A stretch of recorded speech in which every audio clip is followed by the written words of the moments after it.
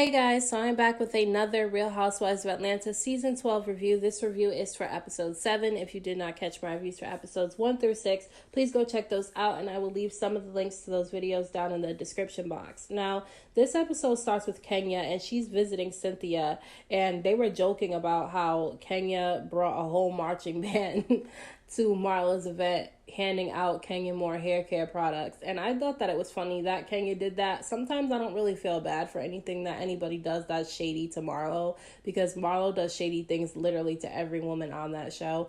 And so I don't really feel bad for her when people do those types of things. I mean, I personally wouldn't have shown up to someone else's event and handed out my own products, but Kenya was networking, and, it did piss Marlo off. Marlo tried to act like she wasn't bothered by it at first, and then she tried to get security to remove Kenya out and all that shit like that. Security never came to remove Kenya out, which I thought was funny. She tried to pull a Kenya on Kenya, and it didn't work. But I didn't really feel bad for Marlo, although I did think that it was very shady of Kenya to do some shit like that. Her and Marlo are not actually cool, and Marlo was dumb for inviting Kenya anyway. It's like, if you guys are not even cool and you don't even like her, why would you invite her to your event and expect her not to make a scene? So anyways, Cynthia wants Kenya to help her organize her closet to make room for Mike, because Mike and Cynthia are trying to take their relationship to the next level. Mike lives primarily in Los Angeles, and obviously Cynthia lives in Atlanta, and her and Mike are trying to figure out which state they're going to live in primarily. Is it going to be California or is it going to be Georgia? And so Kenya kind of makes comments whenever Cynthia talks about taking the next step with Mike and them getting engaged. And she talked to Cynthia and told her that how's it going to work if they're living in different states, and that they should figure out where they're going to live at before they try to get married or anything like that. And Cynthia feels like Kenya doesn't have the right to judge what she does with Mike, because her and Mark ended up only knowing each other for a few months before they got married, and they weren't living in the same states, and they're not living in the same states now. And I definitely agree with Cynthia on that. I do think that Kenya can't really, judge Cynthia's relationship with Mike and it being a long distance one, because she did the same thing with Mark. But at the same time, I definitely do think that Cynthia should be a little bit more receptive to what Kenya's trying to tell her, because her relationship is long distance. Her marriage right now is long distance, and it's not working out for her. So, maybe she should listen to some of the things that Kenya has to say about the long distance marriages. Now, Cynthia said that Marlo was definitely upset when Kenya basically ruined her event, and Cynthia and Kenya were talking about how, Marlo throws out just any rumors, just wild ass rumors, saying that Kenya's paying child support and stuff like that. And I'm just like, where did she get this information from? And Kenya is definitely savage as hell, because she said that, Marlo's always pulling shit out of her ass, including 80-year-old penis. And I was like, oh my God. Like, it's hard to stay mad at Kenya because her clapbacks are really good. So yeah, I don't know about Marlo and her whole thing. I just think it was stupid for her to even invite Kenya anyway, if she has all these issues with her. So I don't know, but Cynthia said that she needs to find out if Marlo was the one who recorded her, because she already asked Giovanna and Giovanna said no, so she feels like the only other person could be Marlo, which Giovanna definitely is the one who recorded Cynthia. Hopefully they find that out very soon in this season, because I don't think Marlo should have to take the blame for something she didn't do.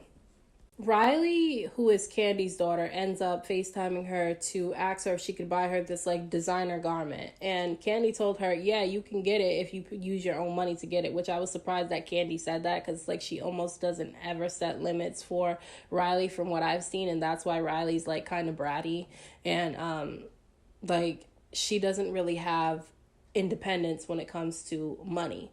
And so I did think it was a good idea for Kandi to tell her no for once.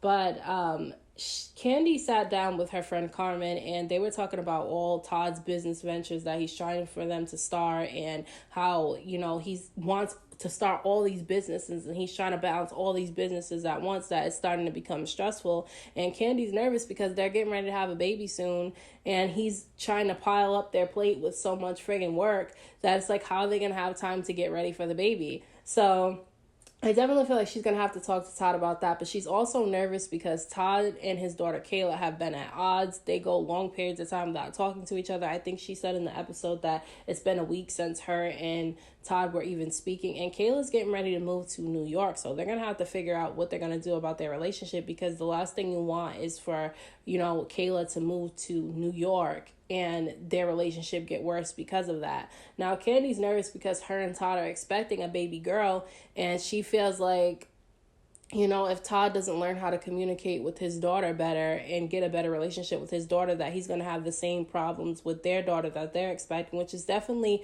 something that I can understand Kandi being nervous about. So Kandi's definitely going to have to sit down and talk to Todd about that, because I would hate for them to start to have all these disagreements once the baby actually arrives. So Porsha goes to meet up with Marlo, and they get on this little bus thing, or like this little trolley thing where you can eat and drink on it, and it has like a bunch of different seats, and it's all out in the open, and you have to pedal though. Like there's a guy driving it, but you have to pedal. And so I was like looking at them funny because they were eating, drinking. Like Porsha had Hennessy and some hookah with her. How's she gonna do all that and pedal at the same time? And they were trying to pedal. Marlo was having even a harder time than friggin' Porsha was to try to pedal on this thing. And it was weird to me as I was watching this, because I find it odd that Porsha and Marlo are friends. I feel like, Porsha should use the friend term wisely when it comes to Marlo, because I don't really think she's a friend to anybody. Probably just Nene, and that's about it. But Porsha said that she didn't think that her and Marlo would be cool either, because they had a really rocky start. But one time Marlo had showed a different side to herself, and she liked what she saw, so she decided to give Marlo a chance. Now, Marlo was trying to get Porsha to tell her about her situation with Dennis, and I don't know why she was trying to do that, because like, if you're not that close to somebody, you shouldn't be expecting them to tell you any of their business. And Porsha was saying that she is an open person, but she doesn't want to open up too much and say too much, because she'll have to keep repeating herself. Because if you tell one person the story about what's going on in your relationship, then you got to tell the next person, and you're basically continuously repeating yourself over and over and over again. And so the first thing that came to my mind when Marlo was trying to get Porsha to tell her about her situation with Dennis was that she was just trying to get information that she can use against Porsha at some point throughout the season. And I know that's bad to just assume somebody's intentions, but Marlo comes off that way, where you just don't know where her head is at. So, like, she's messy, basically. So Porsha was saying that she is hurt and upset about her whole fallout with Nene, because they went back and forth on social media. They were posting each other's text messages, and in those text messages, Nene was calling Porsha fat, and Porsha had just had a baby. And so Porsha was really upset about that, which she has a right to be upset about that. I don't think you should call somebody fat after they just had a baby or if they're pregnant. It's like they're going to gain some type of weight while they're pregnant. And so I did think that that was wrong, but Porsha was also calling Nene edgeless and all that shit like that. So their beef was like really petty. And I think they're going to end up working it out some point during this season, because, I saw pictures on Instagram yesterday of Porsha and Nene together having a good old time, and they follow each other again and everything. So I think they're friends. So I'm interested to see what happens with their relationship throughout this season. Nene ends up meeting up with her life coach because she said that she's trying to better herself and be a different person, which I could definitely see that Nene's kind of changed a little bit throughout the season so far from what I've seen. She said that her and Greg have been communicating better, because communication has definitely been one of her and Greg's biggest problems. She also said that she's been getting a lot of closure out of her relationship with Greg, because Greg has been admitting to things that he's done to her and throughout their relationship in the past, and it's healing for her, which I think is good. I definitely think it's good that her and Greg are trying to work things out, because they've been through a lot together. They ended up getting married, then getting divorced, then getting remarried again. So I'm rooting for the two of them. Hopefully they end up doing good. But Nene said that what happened at Marlo's event was unfortunate, because she was going to the Marlo's event to support Marlo, because her and Marlo are really good friends, and Kenya ended up showing up with a whole marching band, handing out her Kenya hair care products. And she said that she left the situation because she knew that if she would have stayed any longer, her and Kenya would have ended up getting into it, which I definitely think is true. I think that Nene and Kenya already don't really like each other. So I do think if Nene would have stayed, her and Kenya would have ended up getting into it at some point. And, Nene said she didn't want to ruin Marlo's event, but she also didn't want to get into any type of altercations because that's what happens with her all the time. And she says she's trying to change, so she took herself out of that toxic situation. But she feels like Marlo thinks that she wasn't supporting her because she left. And, her life coach was telling her that if she's going to have friends, her friends need to understand that if you're trying to better yourself, you need to get yourself out of those type of situations that are going to put you in harm's way. And I think that Marlo should definitely be understanding to that, because her event really could have got ruined if Kenya and Nene ended up getting into it, because they really don't like each other. So I think it was good that Nene ended up leaving. I didn't see that it was wrong. I know Giovanna's drunk ass went to Nene's car after it and told Nene she needs to stay. And I'm like, this girl is full of drama. So hopefully Marlo is understanding to why Nene ended up leaving. Now, Nene said that Tanya had invited her to the girls' trip to Canada and that she doesn't know if she wants to go because every time she goes to one of the girls' trips, she gets into some type of altercation. She said that the reason why she's wearing a wig now is because she got bald spots from the girls' trips. And I was dying laughing when she said that because I thought it was funny. But I hope Nene does go, because I feel like if she doesn't go on this trip, I feel like the girls' trip is not going to be that interesting. So I hope she does end up going, and we get to see what ends up happening when they do go on this girls' trip. So Marlo and Porsha are drunk, okay? They're drunk as hell, and they stop outside of Dennis's hot dog restaurant. Ugh, hot dogs are so fucking disgusting. But anyways, they stop at his hot dog restaurant, and Portia's confused because she's like, why are you bringing me here? And Marlo said that that's where she wanted to go. Now, I feel like Marlo was definitely overstepping her boundaries when it came to bringing Porsha to Dennis's establishment. It's like, why would you bring her there if she doesn't even know, if she wants to be with him yet, and they're still trying to fix things with their relationship, and if they're even going to be in a relationship, and you're bringing her to his restaurant. Then when they had went inside the restaurant to go eat, people were asking her where Dennis was at, and it was just an uncomfortable scene to watch. They got the hot dogs, and Marlo started calling Dennis, okay? She started calling Dennis. Dennis gets on FaceTime, and Marlo's trying to get Porsha to tell Dennis that she loves him and she misses him and all this shit like that. And I'm like, Marlo, you're really overstepping it. And I felt like Porsha should have checked her. Like, girl, stay out of my business. Like, we're trying to get cool. We're trying to build some type of relationship with one another, and you're over here ruining it by getting involved in my business, telling this man I love him. Now, Porsha didn't want to tell Dennis that she loved him still, because she feels like if she does that, he's going to think he's forgiven. And so I think that Marlo definitely overstepped her boundaries in that situation, and I definitely think Porsha should have checked her on that. I definitely do think so, because she's definitely doing too much. Now, Porsha said that she's not going to say anything to Dennis until they have this therapy session that they have coming up. So hopefully this therapy session ends up going good, because the last one was really, really bad. So Cynthia and Mike ends up going to this place where it's a restaurant, but you can also bowl, but it's not like the original type of bowling. It's like bowling pins, but it's a football that you have to throw to knock down the pins, which I thought was really interesting. Definitely something that I would try if I was in Atlanta. But Mike and Cynthia definitely look really good together. She actually looks happy with Mike, whereas when she was with Peter, she looked like she was stressed out and miserable all the time. So it's really nice to see that she's actually happy with Mike. Now, her and Mike make a bet that if he wins the game of bowling, that Cynthia will have to move to LA, and if Cynthia wins, Mike will have to move to Atlanta. It was just a joke, though. They weren't really going to make the decision based off the game. It was just something fun to do while they were there. Now, they end up meeting up to eat with Eva and her husband, and they sit down and talk to them about how they want to take the next step in their relationship and that they want to get married. Now, everybody thinks that Cynthia is really thirsty for marriage, which she definitely is, but Mike is just as interested in getting married to her as she is to marrying him. She just wants to make it happen a little bit faster than he does, whereas he wants to figure out where they're going to live before they take that next step, which I think is definitely something that's smart. Now, Eva said that her and her husband were together for 3 years, living long distance from each other, and that she would have moved anywhere to be with him, but that they settled on Atlanta. So everything ended up working out, and I definitely think that it can work out for Cynthia and Mike too. Now, they end up asking Mike Sterling, okay, Mike Sterling is an attorney, and they asked him if it was illegal for Giovanna to record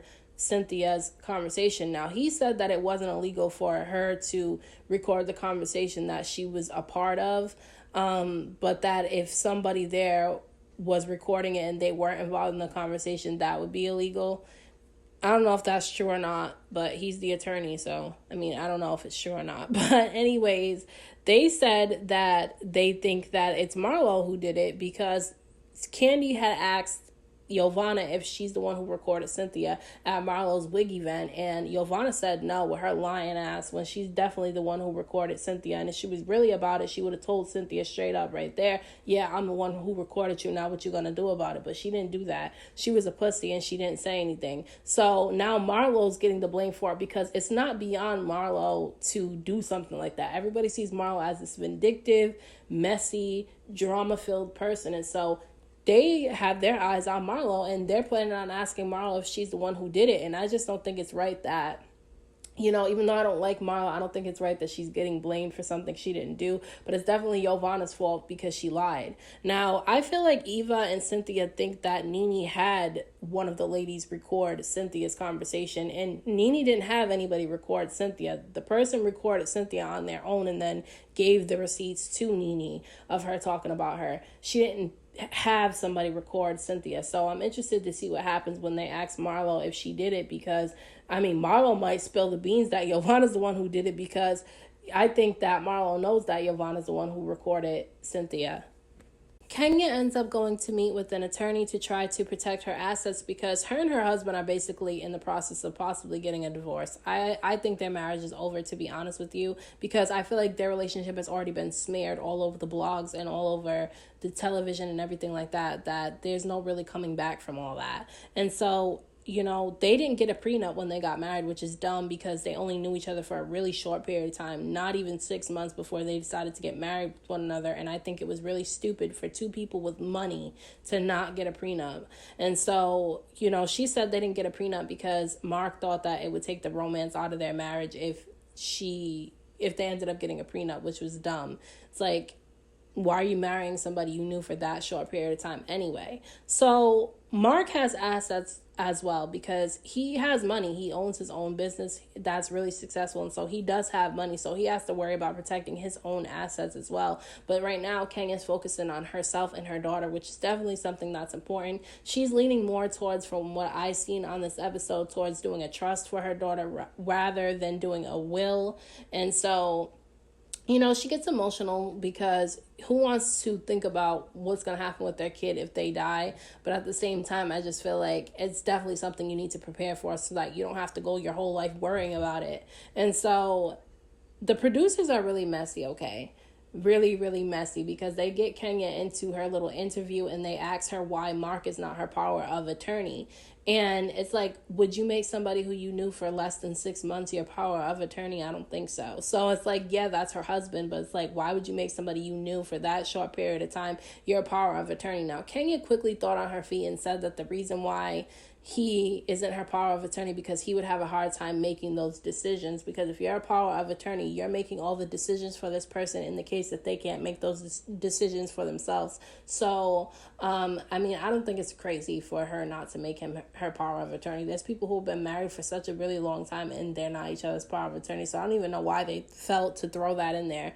Now, I definitely think that Kenya is doing the right thing by trying to get this whole situation figured out, but I definitely think that it's embarrassing that they got married in that such short period of time and they're already getting a divorce. Like, I just definitely think that that's weird, because that plays into what everybody already says about Kenya, is that she gets into these relationships that don't mean anything. So Porsha and Dennis end up going to meet with the therapist, and Porsha's face did not look happy when Dennis ended up walking into the room. She looked like she did not want to see him, and I think that the reason why is because she didn't know what she was going to hear at this therapy session. Now, Dennis was saying that him and Porsha had been through a lot and that he made a mistake when he cheated on her. And Porsha quickly corrected him and told him not to call it a mistake because he did it because he wanted to do it, not because it. So how are you going to call it a mistake when it was something that you wanted to do? And so I definitely agree with her on that. But she was more concerned with him taking accountability for his actions. And he did take accountability for it during this therapy session. And he was honest. He definitely was honest, because he said that he cheated on her because the sex wasn't good when she was pregnant, and that, you know, her postpartum was really bad, and so he cheated on her. That was definitely something harsh. Like, you cheated on her because her postpartum was really difficult and because sex during pregnancy wasn't good. I think that's disgusting that he cheated for those reasons, but he was definitely honest about it. And although you can tell that Porsha was hurt hearing those things, she definitely respected the fact that he was honest. She also told him that the reason why she won't tell him that she loves him is because she feels like he doesn't deserve to be told that she loves him, and that if she tells him that she loves him, he's going to feel like he's already forgiven, and he's not going to feel any remorse and go back to doing what he was doing already, which is definitely true. That's definitely something that would come to my mind too. It's like, I'm not going to tell you I love you, because if I tell you I love you, you're going to think you're forgiven already, and she didn't forgive him yet. So I definitely think that was interesting therapy session, but I feel like they're going to end up working it out, because Porsha seems like she's not ready to give up on that relationship yet. The episode cut there. I thought it was a pretty good episode. Definitely an eye-opening episode, because I want to see what happens when Cynthia asks Marlo if she's the one who recorded her conversation talking about Nene, because Marlo's not the one who did it. It was definitely Yovana who did it. And I'm wondering if, Marlo's going to say that Yovana's the one who did it, because I don't even know if she knows that Yovana's the one who recorded Cynthia yet, because I feel like, Yovana told Nene that she recorded Cynthia, but I don't know if she told Marlo that she did. So I'm interested to see what happens with that, because I don't feel like Marlo is the type to record somebody saying some things. I feel like she's the type who's just messy in general, and she'll like ruin your event and like, run her mouth and talk about what she heard on the streets and shit like that. But I don't think she's that underhanded to record a conversation. That's something that somebody sneaky like Yovana comes off as would do. So I'm interested to see what happens with that. I'm also interested to see if Nene ends up going on this girls trip to Canada, and I want to see what happens with that. So let me know what you guys thought about this episode down in the comment section.